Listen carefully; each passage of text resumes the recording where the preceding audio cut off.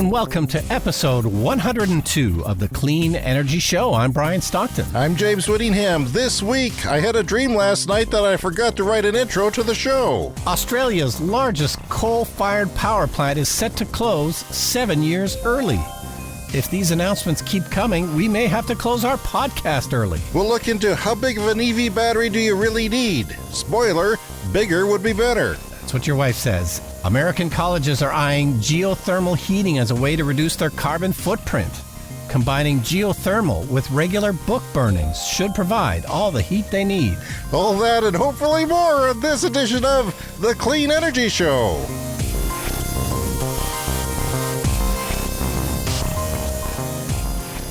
Well, I can talk about the weather. You know what? It's minus 34 outside. It's crazy cold again, and I don't know, did you watch any of the closing of the Winter Olympics? No, I didn't. I boycotted the Olympics on account of China. Sure, I buy that. And there was better TV on with the truckers. Anyway, I watched the closing ceremonies, and at the Summer Olympics, they always hand out the medals for marathon at the closing ceremonies. Okay. And at the Winter Olympics, they do the medals for the 50-kilometer cross-country skiing race.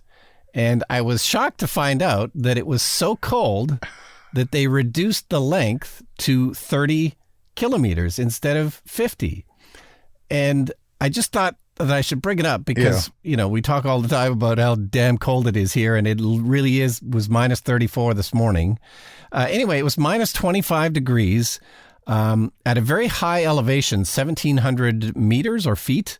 This is almost higher than they ever allow these competitions to happen. I think 1,800 meters is the highest they go. That's hard for oxygen for an athlete. It's hard, or if absolutely. You're fat like me. And it was minus 25 and a very, very cold wind. So they reduced the race to only 30 kilometers instead of 50.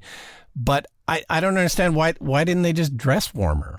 I don't know. Because that's what we do when it gets cold. Like, they kept going on about how, well, you know, the suits that they wear are kind of thin, and, you know, that they use these kind of sticker protections for their face. But, you know, that's not enough to keep them warm, so they just reduced it. But that, I don't know, like, they could just wear something else. Wear 2 layers of those, you know, slim-fitting suits. You know, you said last week you weren't watching the Olympics, and yet here we are talking about it. What the heck? Oh, I didn't really watch much, but it's kind of funny though, because you know we're having the Olympics are usually too warm, especially when we had them here in Canada. There was threat of not having any snow. We didn't have chemical snow back then, I don't think. No, and a lot of the snow for the current Winter Olympics was artificially made, correct? Like but for some reason, the cross-country skiing, they put it way up a mountain, minus 25 with a blistering wind, and they were worried about frostbite, so they, you know, cut it short. Well, as a cross-country skier, I can tell you in cold weather,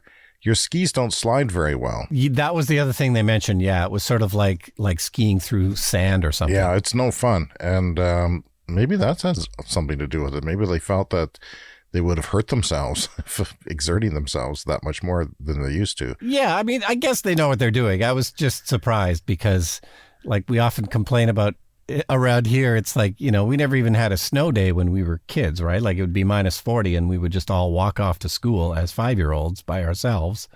And yet elite Olympic athletes can't handle the cold. So I wasn't kidding. I did dream about the show.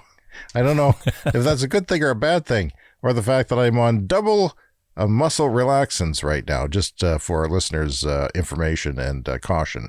So just frame anything weird I say under those conditions there. Are you enjoying your espresso machine? Yes, and last week you asked me, you know, for an audio sample, so I thought here live on the show, I would make a cappuccino, so here we go. Okay. I have no idea. Explain what you're doing. Well, this is what you do with a fancy espresso machine. You turn the power on. You turn the power on, and then you press the button that says cappuccino. And then it makes a cappuccino. That's all there is to it. It's pouring out? It does take a while. It does. What's the milk that sound first. now? Is that your bowels? So that's either the bowels or the milk. I can't... Okay, it's just a recording of the machine. I'm not actually making it right now. You lied to our listeners. Oh, yeah. There we go. There's the milk. That's the milk? So there's a milk frothing mechanism. The milk goes in first. And you get nice frothy milk. it does take a while here. That is quite noisy. You're right when you say it was noisy. So does it wake everyone at the house up when Brian gets up at 5 to have his cappuccino? Well, I don't think so. I think everyone's a sound enough sleeper, but it does make some noise for sure. So it'll be the espresso coming next here. Now what's it doing? Just grinding and cleaning itself, or what?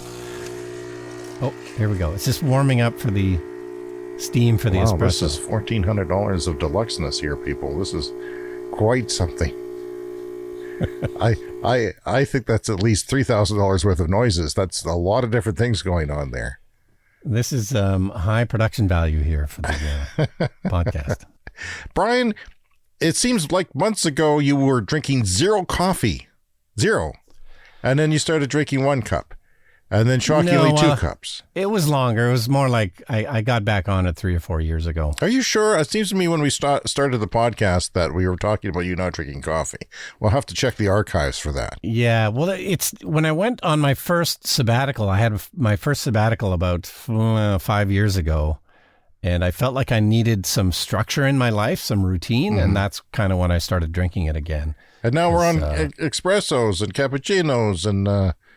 That's a long way from drinking no caffeine at all. Yeah, it's a fun little habit. Do you put a little bit of Valium in just to tap it down? I mean, yeah, you got to balance your stimulants and your depressants. Everyone knows that.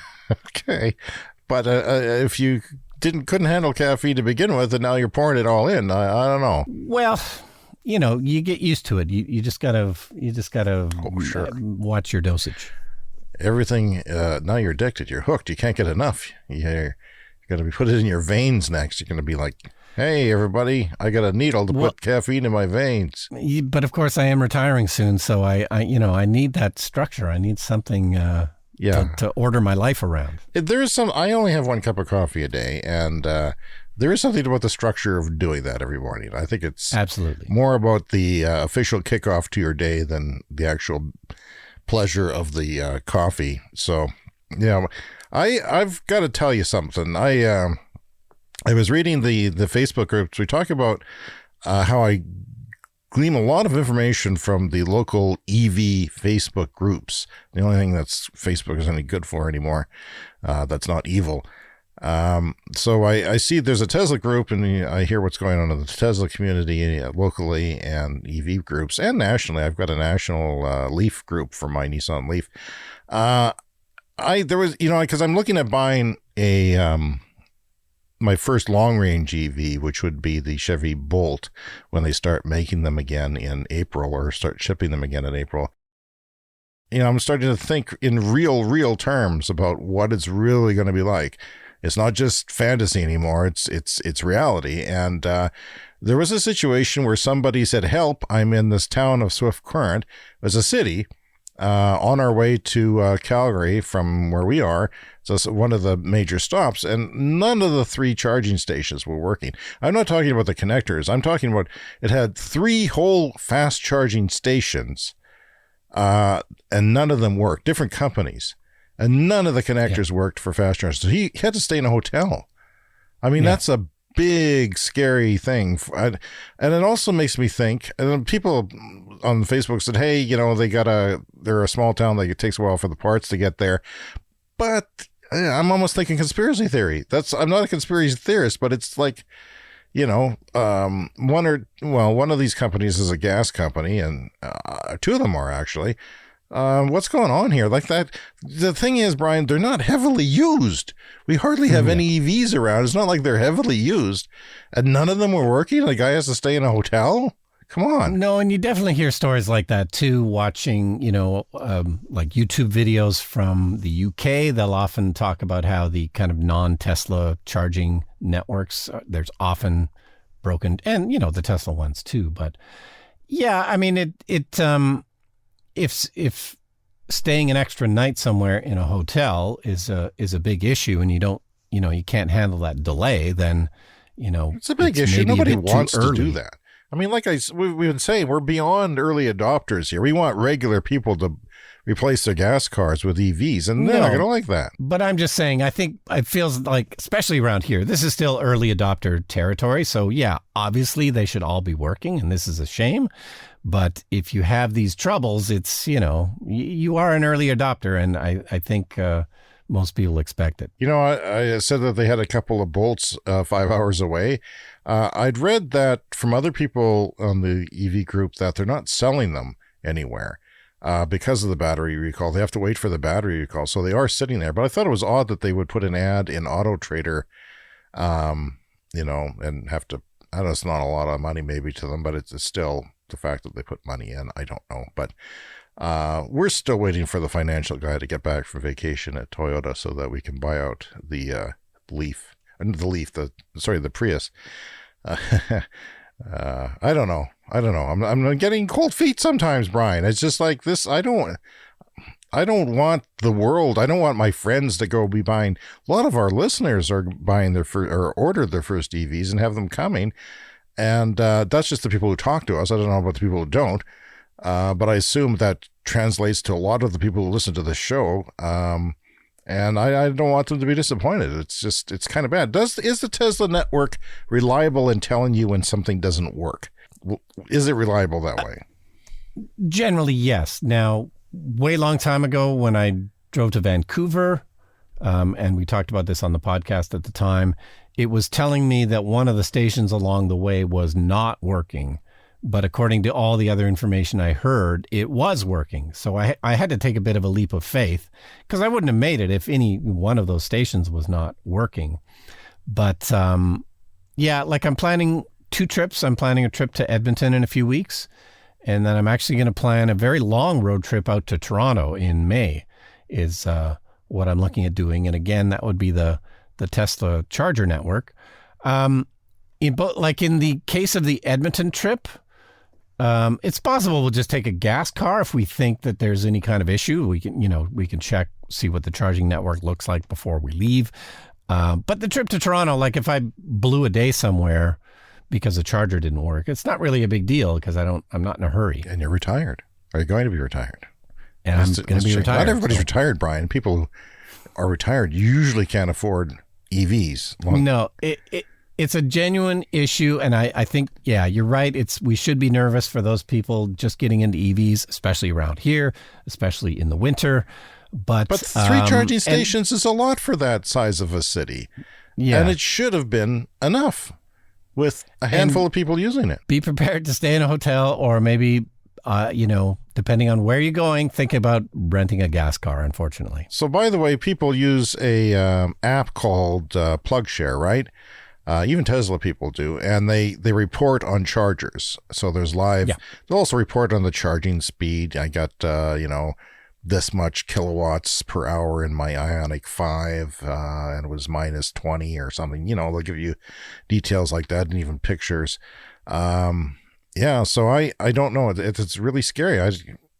People, you got to check your charging network. How many did you plan out the Toronto trip? Did you look at it on betterrouteplanner.com? Yeah, there's plenty of chargers. There's no issue there. It's just if one of them was down, it might be a bit of a problem. Was there anything hairy? You're looking at summertime for this, right? Yeah, this is May, so it'll be pretty warm out, so I'll be less concerned about everything. Okay. Well, that's 2 big EV trips we have coming up on the show. It should be exciting. We'll follow you closely to Toronto. Perhaps you could podcast from Toronto. Well, I think I'm going to have to because it's about a 2-week trip. So we will have to plan for 2 episodes where I'm on the road. Wow, that's exciting. So you have that to look forward to. I have a surprise for you, Brian. Elon Musk, pray or slay. He's been a bad boy this week. So bad that I'm not going to mention his name. I boycotted him from the show. I've fallen right off his damn bandwagon. I'll say that. He's stupid. Yes, although I would,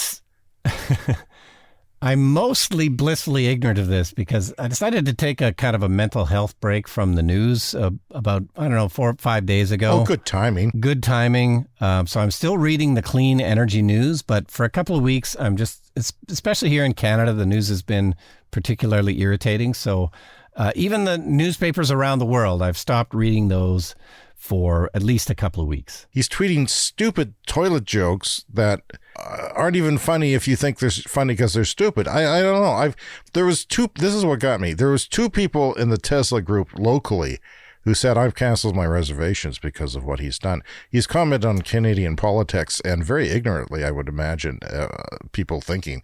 He didn't have anything accurate to say about what was going on. No, well, he doesn't live here. And this is a thing that pops up every once in a while. Like, we have lots of Canadian celebrities that are, living in California. And every once in a while, I guess Musk is technically, I think he's South African, but also has a Canadian passport. But he's lived here. He's lived right where you and I are for a summer. He should have some knowledge. When he was 18, he was here on a farm. Right by Swift Current, which you were where the just damn talking charging about. station was. But it happens every once in a while where, like a Canadian celebrity who's lived in California for the last 30 years comments on Canadians, news, something that's going on in Canada, and it's sort of clear they don't quite understand what's happening. Anyway, that concludes our segment, Elon Musk, cray or slay, because I've decided he's cray. Done.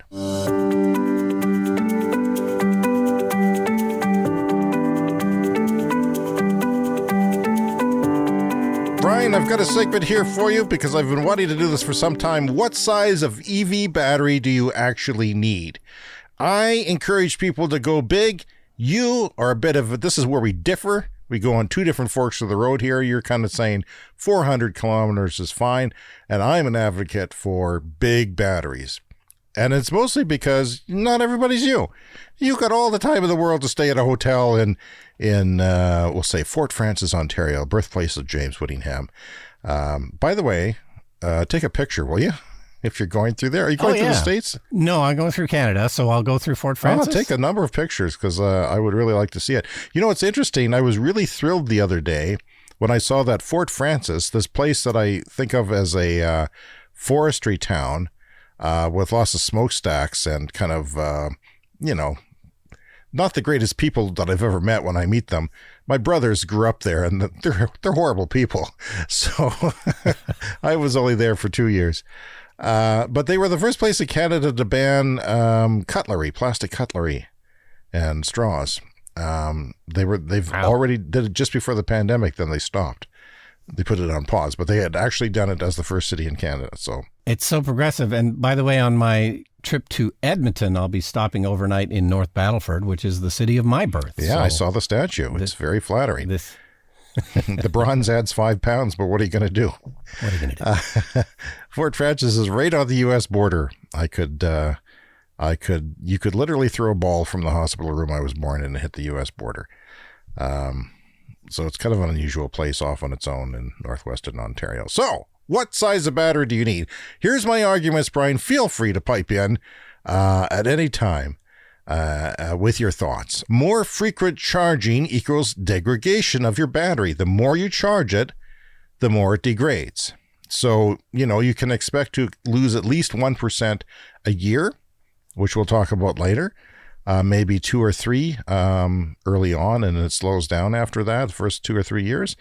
But yeah, so your battery will be smaller than it is on day one, right? It's going to happen. It's not a terrible thing, but it does get smaller, and it is discouraging. Sometimes I think the odd automaker who will sort of mask that by just, releasing more battery later on so you're more satisfied. I think more people should do that. Okay, so more frequent, you charge it less if you have a bigger battery. You might charge it once a week with a big battery and twice with a small battery. So that doubles your, just as that example, that would double your battery charging. Yeah, you're using a larger percentage of the battery every day. Like you might be driving the same distance with a short range car and a long range car, but you're using more of the battery on those cycles. Right. Cold weather, of course. Cold weather can cut into as much as 45% of your battery in extreme cold, and depending on the vehicle and how much heating you do with it. So, yeah, you want a bigger battery. I say twice the battery you think you need for winter. And that's especially true, as we found out, for winter road trips. And I will add, too, that evdatabase.org is a website you should go to because it talks about city range versus highway range. And one thing people often don't understand is that the stated range is kind of an average, I guess, between highway and city, but you get better mileage in the city than you do on the highway.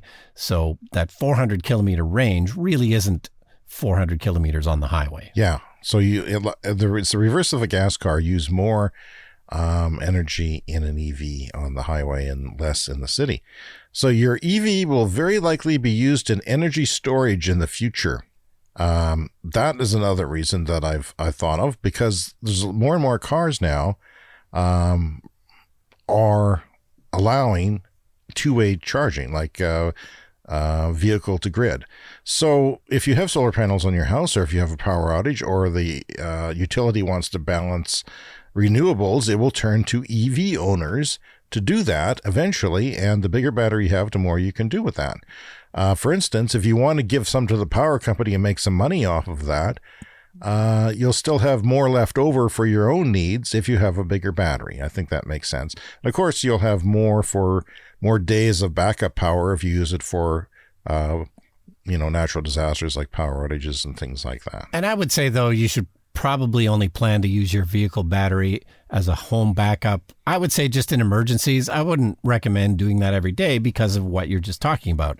It's going to degrade your battery faster. But using it a couple of times a year if your power goes out, that makes a lot of sense. Now, it depends, though. I've seen some people argue against that, saying that the degradation isn't that much and the money you could make. It depends on what kind of financial situation you're in, what kind of deal you have. But the money you make from the grid could make up for the degradation. It won't matter to you if you lose 10% of your battery, or even 20% in 6 years if you've got a big battery. So the batteries are getting better at degrading. And Tesla has got a pretty good track record on that.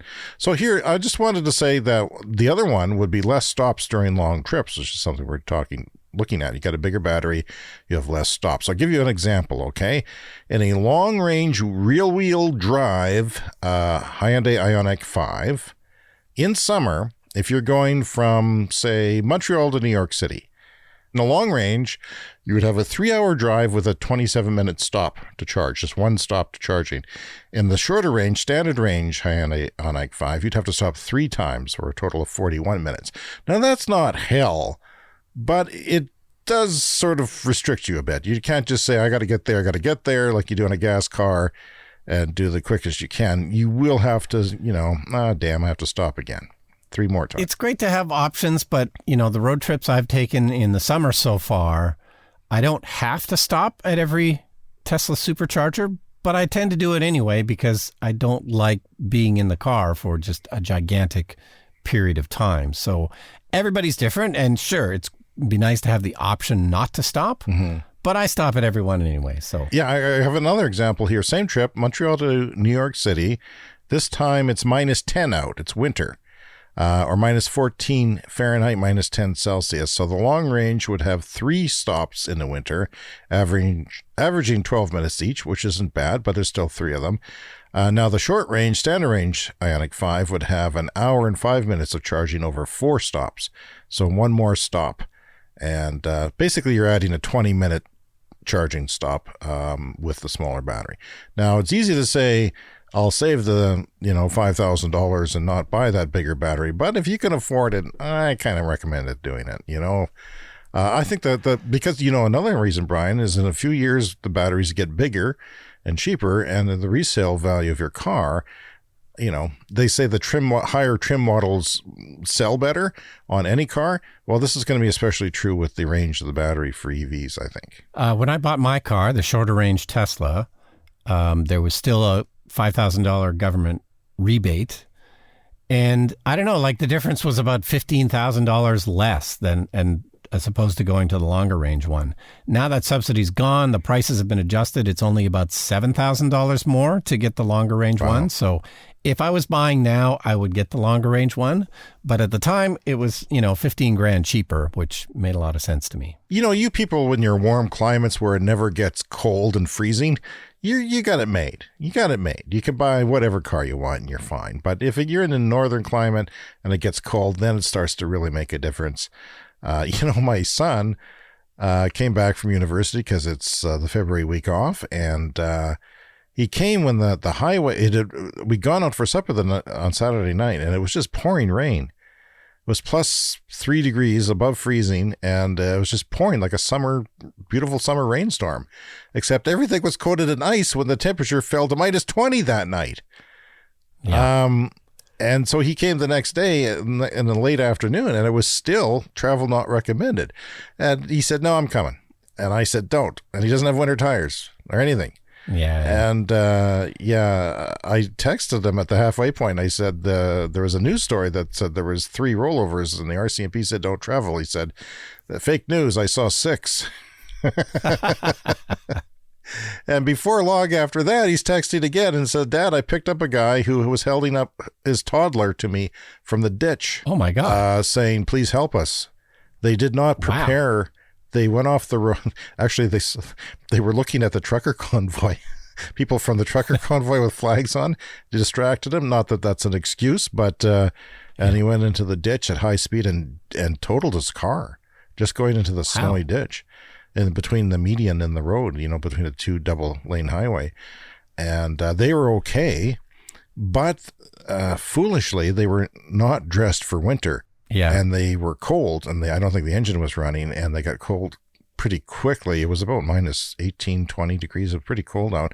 You go on a highway, you dress... Especially when the highway says travel not recommended, do not travel on this highway unless you absolutely have to.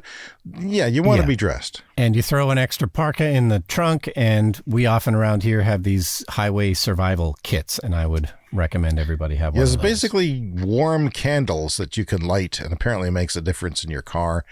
The nice thing about an EV is even if you don't run the car, you can run the electric seats. You don't have to have an engine running for that to happen, and that can at least keep you alive.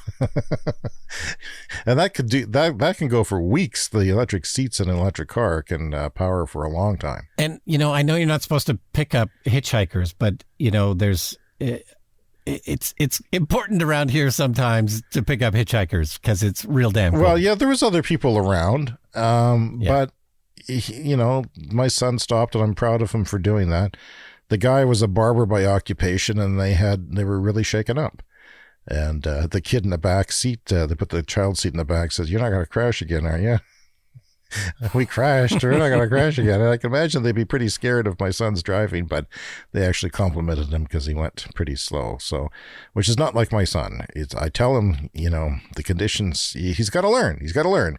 I've had those scary things. You've had scary things, and you learn. I put my car in the ditch back in 1984 in the middle of a blizzard in Alberta, and I learned my lesson. What happened? How did that resolve itself? Well, it's... there were snow drifts on the highway. Sometimes the snow starts to drift in, and you would just kind of thump. You'd hit the snow a little bit, and then the drifts kept getting bigger and bigger. And I was like, oh, crap. No, that's bad. And then I hit kind of a big snow drift, and the car just fishtailed and zoomed into the ditch. And somebody stopped for me. This is pre-cell phone, somebody stopped and gave me a ride into the next town, and I called a tow truck. The guy didn't even take his cell phone. I think everything was scattered about the car, and he couldn't find anything, so it was in the car somewhere. Oh, yeah.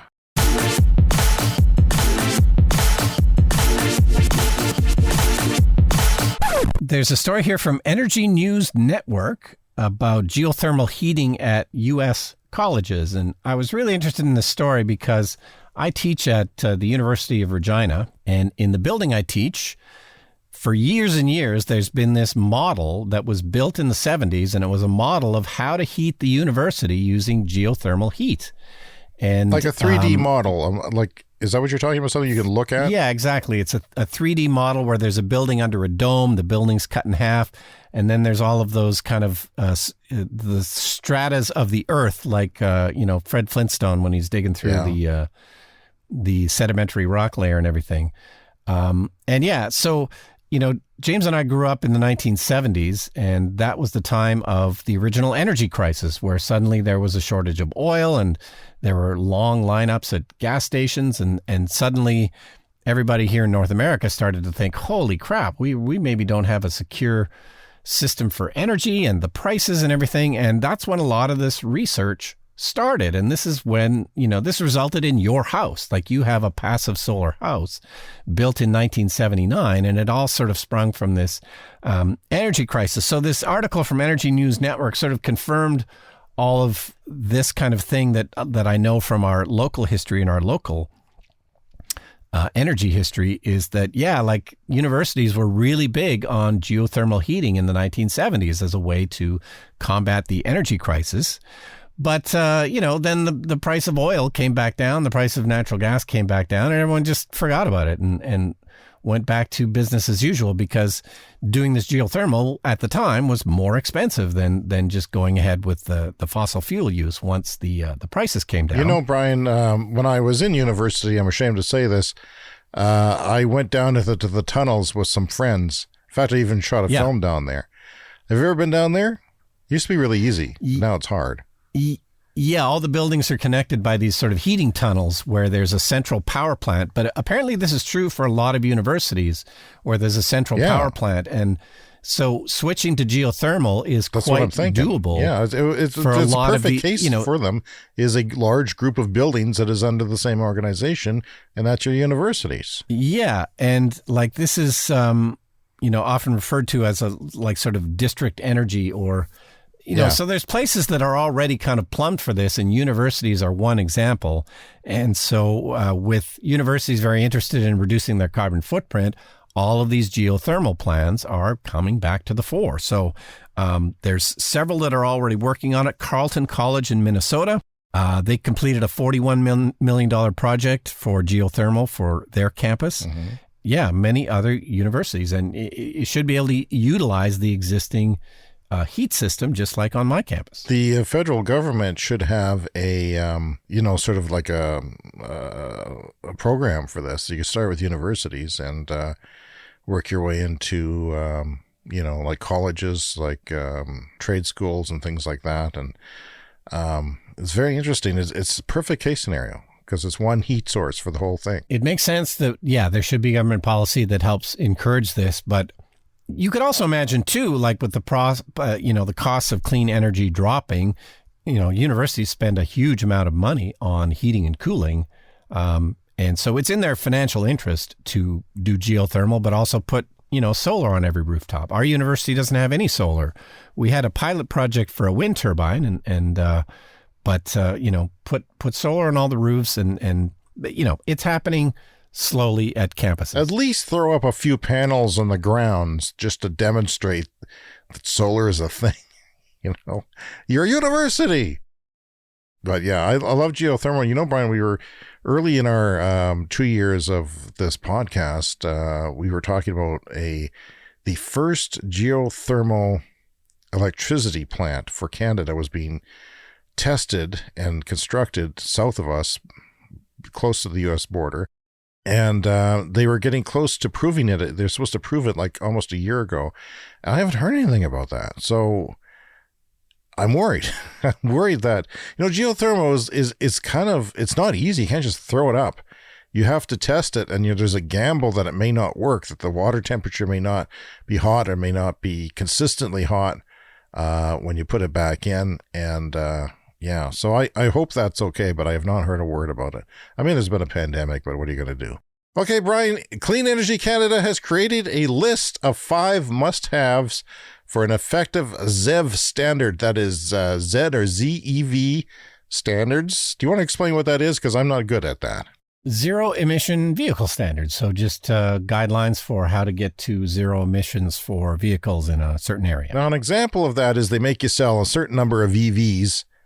If you're, say, Toyota, or Ford, you have to sell a certain amount of zero-emission vehicles before you can sell the rest of your vehicles.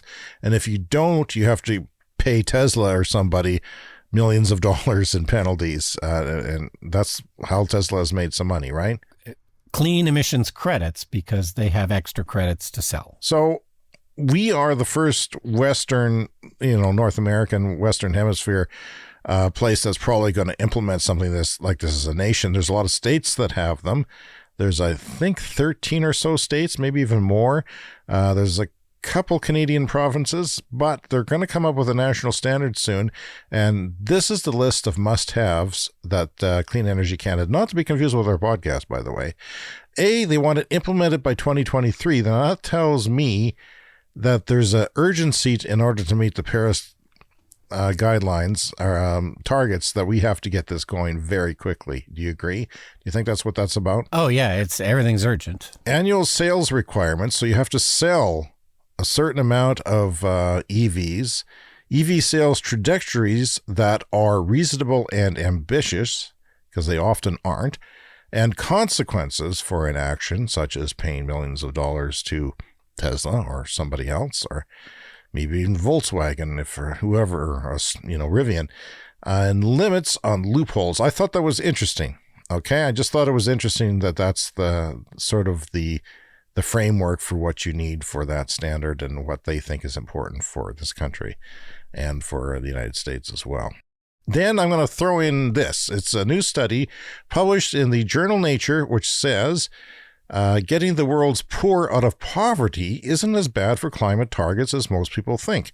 Now, we often talk about on the show, the middle class is expanding in India and China. Poor people, impoverished, are clawing their way into the middle class by the millions, and they're buying cars and they're using electricity and laptops.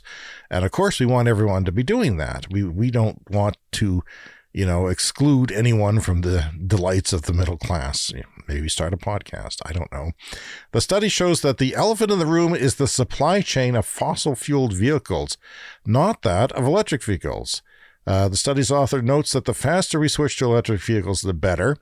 And at least in countries with a sufficiently decarbonized electricity supply like the U.S., it is more important.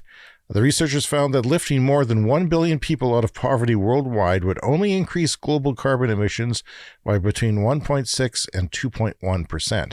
So you might think 1 billion people suddenly in the middle class is going to create a huge, percentage, but it's not. It would have 20 or 30 years ago, but maybe not now. Because the problem is when they come out, they're going to buy electric vehicles. That's hopefully what's going to happen. But the richest 1% of the world, that's the problem. I mean, if the richest 1% was expanding, then we'd have trouble with their private jets and their yachts. They produce 50% more. This is the top 1% of the world, which is you, to be fair. Yeah. It's not, but maybe one day. The richest 1% of the world produce 50% more emissions than those of the poorest 50%. So just 1%, the top 1% is producing more emissions than the bottom 50. The average European produces around 6 tons of carbon per year, while most people who live in poverty emit less than 1 ton. So there you have it. That's interesting.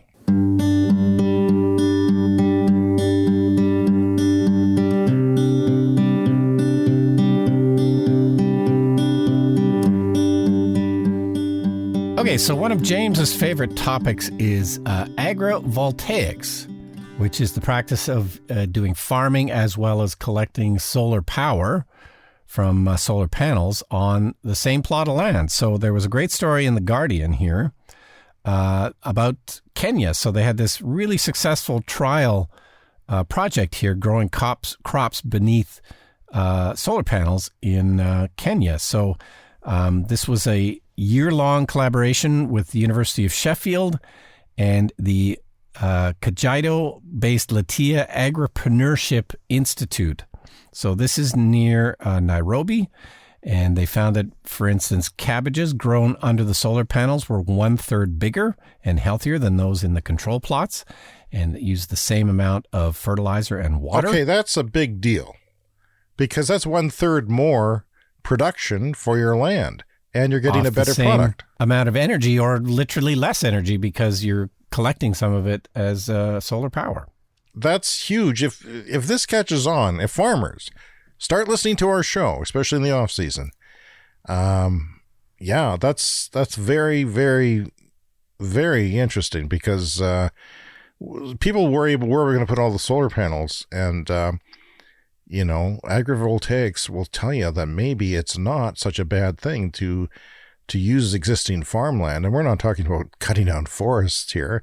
We're talking about existing land and making that land even more usable, or having dual uses, such as grazing underneath. So that's very exciting. Yeah, and it was a fairly small project, something like 190 solar panels, but they tried many different crops, lettuce and corn, and basically all of it sounded like it did even better. Even corn. Yeah, so you think about, and a lot of solar panels too, they still let some light through, like the actual collecting part isn't the entire panel. So even if you're directly underneath one of these panels, some light still gets through. But corn is one of those crops I know, because I never grow it very well. It needs all the sun it can get, at least where we live. Nebraska might be different, but right here we need lots of sun for it. Yeah, and I guess, these kind of techniques are going to have to be sort of customized depending on where you are in the world. But, so often it's probably too much sunlight for many crops, right? So this partial cuts shade down on the direct sunlight, but you still get a lot of kind of ambient bounce around lights. Anyway, agrovoltaics is going to be huge. Food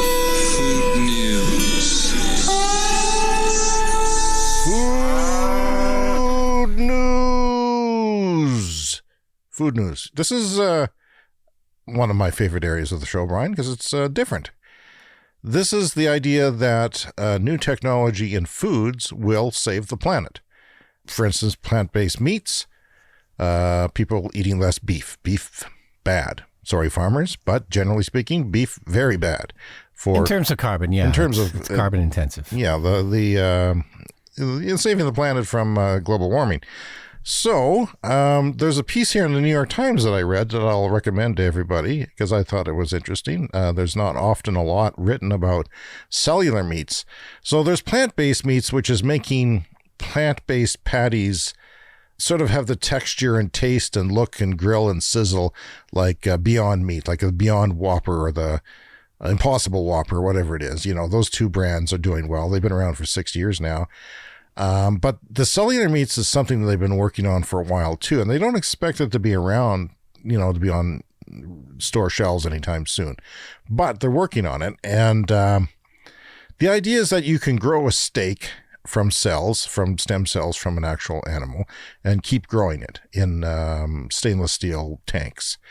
And everybody thinks this is going to happen. It's a matter of perfecting the manufacturing process and reducing the cost. That takes years, and it will come, but it'll take years to do. The piece on the New York Times actually has the author reading the story, and she's got a bit of a preamble here to the story. I also wanted to find out how it tasted. Could it be delicious? And I have to tell you, the very first bite I took, it gave me pause, and I don't know why. It shouldn't have.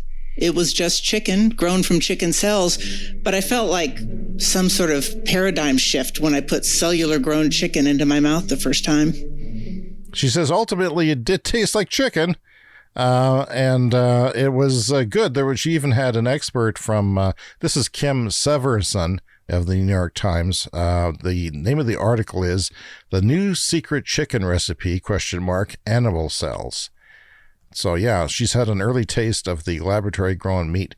And they had an expert from Israel, I believe, a chef, who did a blind taste test and swore that the best one was real meat, and became a convert when they found it afterwards. Now, there is some issues with texture. In fact, some of them sort of equated it to sort of a certain kind of chicken grown in Egypt or something, some sort of weird chicken that it tasted like that. Normal people would know about that kind of meat, but it was just a bit mushy. But the flavor was superior at this point. And right now, we talked earlier that in 2020, they started selling it in Singapore as chicken nuggets and different things like that. Singapore is the only nation to approve this so far. And only 700 people have tasted it, have purchased chicken in Singapore right now. So it's very, very early on. What they're hoping to do is grow 50,000 pounds a year in stainless steel tanks. This one company that she talked to, and she talked to several, and there's been about $3 billion of investments, with it very much accelerating in the past 2 to 3 years, largely in thanks to the Impossible and plant-based meats, because that's taken off so much. It's, even McDonald's is trying it out. Yeah, that's really opened the doors. It's very much a real thing that everybody can get at their corner fast food place. So it's just a matter of time. But the idea was cellular. You could really, program it as software. Food as software. This is something Tony Sipa talks about, and you could have the best steak ever made and replicate it. Of course, you get bored of that, but then you can change. You can have all kinds of nuances to it, different textures, different chewinnesses, whatever you prefer. There's endless options that will eventually, maybe in the next decade, be available. So, but like I said, there's a long way to getting into grocery stores. It took about 3 weeks to grow from a few cells to a big, thick plate or tray of meat, I guess. I don't know exactly how it works, but they hope to have beef and duck and lobster at some point too. So maybe you can just go to the grocery store and just buy a couple of tiny little cells, and then so you wouldn't have to carry. But here's another thing. This is what we've talked about before too. Is this stuff will be made locally? Yeah, and it'll be fresh. It won't have to be shipped, and you'll have instead of a brewery, you'll have the vats will be making meat. And other protein-based foods. So yeah, it's very interesting. Like I said, only Singapore, but the U.S. might have regulations in place by the end of this year, and they're expecting about $30 billion to be invested in this by 2030. Leonardo DiCaprio is one of those people for climate reasons. Only 1 in 10 U.S. citizens are interested in trying this. Would you try it, Brian Stockton? Oh, absolutely. But the various surveys to do with electric vehicles and electrifying the world, we've seen how much those have changed just in the last couple of years. Yeah, that's true. On our podcast. So I expect that number 1 in 10 to be 3 in 10, 4 in 10, 5 in 10 within a couple of years. This is the Clean Energy Show. Okay, so I think you mentioned this briefly last week, but Australia's largest coal plant is set to close 7 years early. So I got this story from Electrek. It's a little bit more information. It's the Eraring Power Station in New South Wales. It was opened in 1982, and it supplies energy for New South Wales with around 25% of the electricity. But it was going to be closed in 2032, but now it's going to be closing 7 years early. And it's basically just economic reasons. It's literally no longer economically viable. The cost of renewable energy and battery storage is increasingly competitive, and the penetration of renewables is growing and changing the shape of wholesale electricity prices, which means our cost, this is the CEO of energy, is expected to be more economical through a combination of renewables, storage, and unfortunately still peaking power stations, natural gas stations. That's what he's talking about. But, one more coal plant down and quite a few more to go. Now, we also talked about recently about Germany building a whole whack of new nuclear plants. Well, my son, the bastard, sent me a meme because he likes his memes. The kids these days, they live in memes. That's their comedy. They don't understand sketch comedy or stand-up comedy. Their comedy comes in memes, and they consume it by the second. Saying something about how Germany has kicked itself, and I said, well, do you really know the whole story? And I said, I didn't know the whole story of why they're getting rid of them. Are they at the end of their life cycle, or are they against it? And I said, it could be just that they're at the end of the life cycle, and it could be that it could take decades to bring it back, and at a great expense, more expensive than other things. But it turns out, and I didn't know this, and listeners, I don't know everything. I mean, if that person is a deity, they don't have a podcast that I know of. We don't pretend to know everything, but Germany I did some reading on it. They were largely against nuclear in the 70s. In fact, the Green Party was in charge in the 70s. I didn't know there was Green Parties in the 70s, but maybe they were just more socialist or more on the left than other parties. But and perhaps it has something to, it's largely cultural though, because it comes from, I don't know, perhaps being under the threat of nuclear missiles, during the Cold War, but they were really against nuclear. And then when the accident happened in the States, it really turned against it again, 3 Mile Island, and then again in Fukushima last decade. So, that is large. They might actually be shutting them down early, and even though they import nuclear energy from other places. But I would be against that. I think you should keep them running until their useful life is over, at least. I'm not in favor. Yeah. I don't, unless it's more expensive to keep them running, and it may well be in some jurisdictions. But you have to diversify. You have to get as much clean energy in there as possible. All right, let's dip into the mailbag. Brian, we got a couple of things this week. Reminder, still comes the lightning round, where we skip through the rest of the week's headlines. Let's get to that mailbag. Mike from Twitter writes, I have a fundraising idea for the Clean Energy Show. If we sign up as $10 a month Patreon donors, Brian has to make us a fancy coffee every week. So I rejected the idea because on the basis that you might actually enjoy that. I would love it. I'd love it. Patreon members of the podcast pull by the house every Sunday morning for their coffee, and or once a month or something. $10, you're not going to get it every day. Or I'll just email the audio file, one of the two. Here's another one. It says, I look forward to your show every week. Very entertaining and thought-provoking. Can you guys discuss this in one of your shows? And he sent us a link about wind turbines having a large carbon impact in their manufacture and disposal. He says it seems important. I took a look at that article, and I felt, it was kind of like one of those articles that were funded by the fossil fuel industry. I don't want to be paranoid again. I'm not going to be that guy, but there's a lot of crap out there. And, we talk about electric cars and gas cars, and there's a new study even out today that says electric cars are better. But yeah, you build anything, it's going to have a carbon footprint. There is some good recycling going on with wind turbines, believe it or not, which is something I'd never even considered. And, it's just, you have to look at the cost. If you build it, do you build the alternative? And then what set me off was there was a picture of a dead bird. But, if you build a nuclear plant, there's going to be more dead birds than wind turbines kill. Every other power source, even solar, somehow kills birds. But yeah, they know this, and it has it's a problem. Yeah, there's a carbon footprint to all of these clean energy solutions, but it's just nowhere near the carbon footprint of the alternative, which is to just keep doing what we're doing, which is a bad idea. No, it's not. I'm not suggesting people ignore the fact that a wind turbine produces carbon, but you have to look at the life cycle and the alternatives because sometimes people forget that, if you don't build it, then what happens? You're building a gas plant, and you're killing birds, you're creating carbon, and so I don't know. So I couldn't find much information on the offer, so I'm not personally giving it a lot of weight. I'll put it in the back of my mind.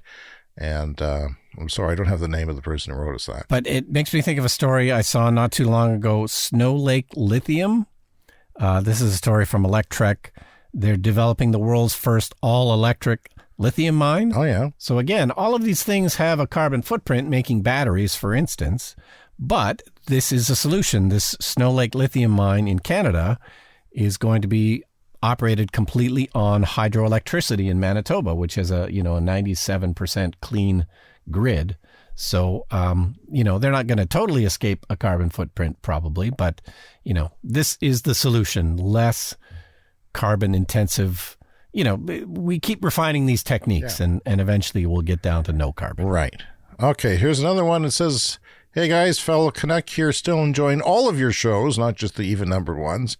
I'm waiting for my Ioniq 5 and I am realizing I'm clueless about so many aspects of electric cars. For example, I need to get myself a home charger, but there are all sorts of different makes and models out there, and I have no idea how to select which one to buy. Can you advise on this topic? And also, I ordered the less expensive Hyundai Ioniq 5, preferred standard range, rear-wheel drive, 354-kilometer range, and I'm starting to wonder if it was worth upgrading to the preferred long range. If you listen to my previous segment, yes. Well, $6,000, I don't know. Yeah, that's a hard one, that one. Yeah, I mean, I would probably go for the longer range one at that price. It's, it always hurts to spend more money, but I think, 480 kilometers versus 354, probably worth it. He wants to drive 100 kilometers in the dead of winter on the highway and maybe back. So that's 200 kilometers. Yeah, I'd say you need a long range. Yeah, I'm sorry. You might need it, yeah. Because, your 354 might do in -10, but maybe not -15, and maybe not when there's slush on the road, and maybe not when there's a headwind. And then that battery's going to get a little bit smaller. It's going to be 340 someday. And I'm afraid to say it, but yeah, the long range is probably going to, unless if you don't want to charge, then that's the deal.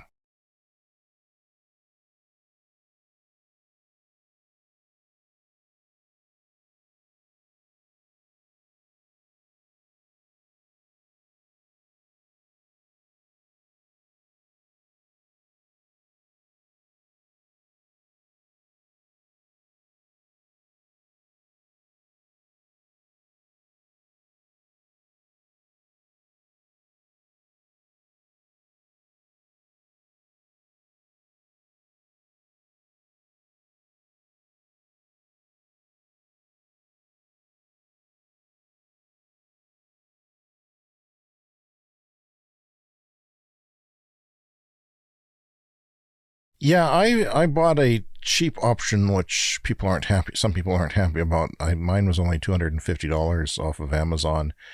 And the problem is that the whole thing is not UL listed. The whole thing as a unit is not certified because it's from a Chinese. Which is the safety standard thing. And you don't want your house to burn down, as I've been told many times by people. So they're upset that I bought that. But at the same time, my house isn't burned down. It does not get hot. And the components in it are UL listed, just not the whole thing because it costs so much money, like the cable and everything else. So I thought, that's Mitchell writing to us. He says, finally, you noted that the lightning round is a hit with the listeners. And he says, I fully disagree. This is my least favorite segment. That's because it means the show is coming to an end, and that's no fun. Well, I'm sorry. For you, Mitchell, we have a long show this week, okay? So here's a primer on EV home charging. I thought, so many of our listeners are buying their first EV. This is what I'll just go through this as quickly as I can. There's a lot of information here, and you can find pages on the internet. Level 1, that's the 110 volt that we have in North America. Usually your car will come with that, almost always. That'll give you about 7 kilometers an hour, depending on the efficiency and size of your vehicle. Maybe 5 kilometers for the bigger vehicles in the summer. Maybe only a quarter of that in the winter because some of it is used to heat the battery. That's the problem. If you think you're going to plug it into 110 in the winter, you're using half that just to keep the battery at a usable temperature, and the rest goes to charging, and you don't get very far with that. If it's super cold, you don't add any kilometers. If you got a short commute, that works. But it's not great.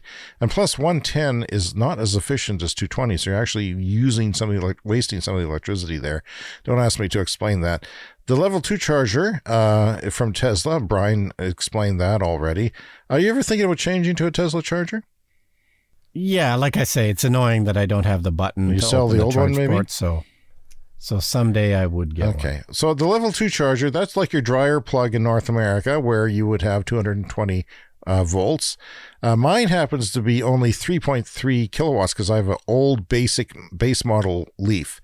That's the best that the charger in my car can do because the charger is actually in your car. And what we are talking about is EVSE, EV supply equipment. The charger is actually in the car. So this is just a regulated equipment to get you there without hurting anyone. So they have, ground faults built in and stuff like that. So you can get them hardwired or you can get one with a plug. Mine has a plug. I plug it into the wall. an outlet on the front of my house that I had installed in my driveway. They very much resemble the level 1 charger. Now, sometimes you can get your level 1 charger from the manufacturer and have them convert it to a level 2. Looks the same, basically. It's different, adapter on the end to a bigger plug. Yeah, and the Tesla comes with a 110-volt charger, but the plug-in part can be removed and you can put in a 240-volt, many different plugs. Oh. So you can sometimes charge your car with the sort of charger it came with if you just put a 240-volt plug-in on the side of your house. Yeah, and level 2, sometimes you have an option. I noticed with the Bolt EUV, that's the bigger Bolt, sort of selling it as a crossover, they will give you the option of having a level 2 charger come with that. One of our listeners recommended that I do that. I asked them if they would do that even if I bought a Bolt. So I really strongly recommend level 2 in cold climates because you are heating your car off the grid. And if you're preheating your car, you're using I'm using all of that 3,000 watts and then some. I'm using 7,000 watts to heat my car when it's preheating in a minus 40 day. It's half of that's coming from the grid because I can only have 3.3, and half of it's coming from the battery that charged up overnight. So yeah, you get about, I don't know. Most chargers now start at 6 kilowatts in the car, okay? Some of 7 is common. I've seen as high as 19. I've also seen 11, which is on the Bolt that I'm thinking about buying, pretty high. But then you have to wonder, does your power panel have room for that? You don't know what your power panel is going to have. I'm also going to have 2 EVs in my driveway, so you have to think about that. Are you a 2-car family? Because you might be a 2 EV family in the next few years.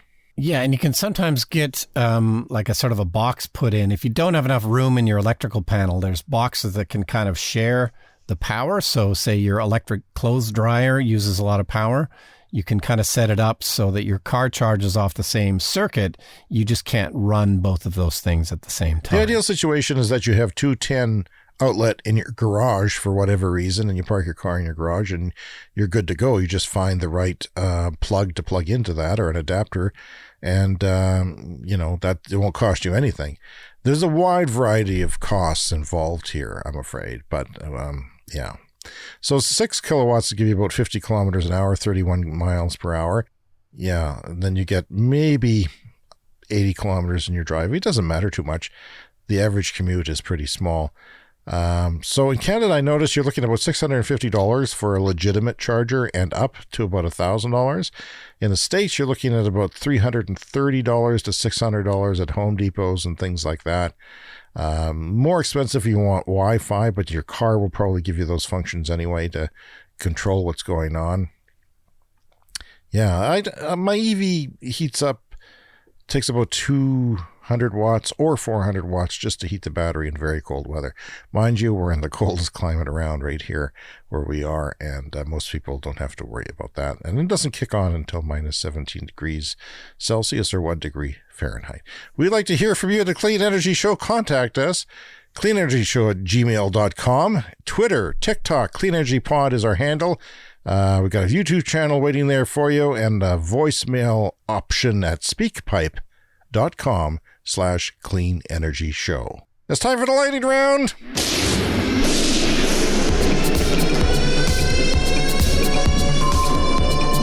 Oh, Brian, we've gone long this week, and I'm going to have to insist that you respond to some of these things, okay? You can say pass if you want to. It's just like going back to the early days of the lightning round. Something from Brian has to be happening. Okay. Student climate groups at Yale, Princeton, Stanford, Vanderbilt, and MIT have filed complaints with attorneys general in their respective states, arguing the schools have violated state law by investing in fossil fuels. Well, we're big fans here of using the courts to fight carbon emissions. So hats off to those student climate groups. This is a random reminder that 40% of the emissions associated with fossil fuels are attributed to just moving fossil fuels from the well to refineries to end users. 40% just for moving it. And you know what? They take a lot of those out of the studies. They omit that part. They just do what the Yes. tailpipe emissions is. 40% of worldwide shipping is just to ship fossil fuels. The average driver's car sits parked 1,385 minutes per day and would only need to replenish 29 miles or 46 kilometers of battery range each day. And that, my friend, is about an hour of charging. People ask me, how much do you charge your car every day?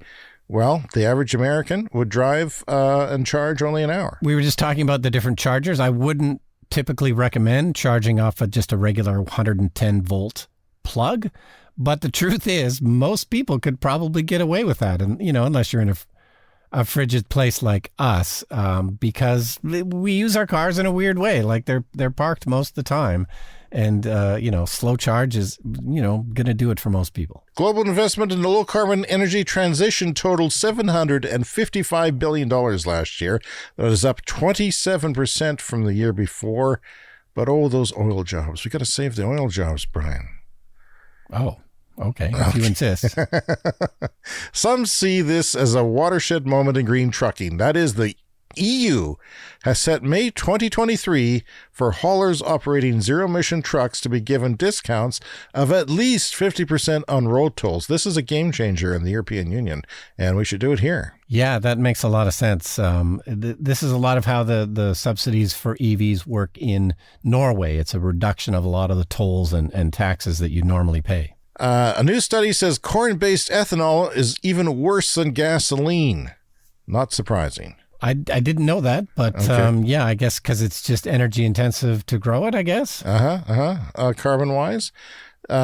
Tesla has obtained a patent for automatic tire inflation for the semi-long-haul truck. So, I'm sorry, this is just hot off the press. Automatic tire inflation? Did you get a chance to read that? No, that's news to me. What the hell are they doing there? That sounds great. That sounds impossible is what it sounds like. I mean, come on.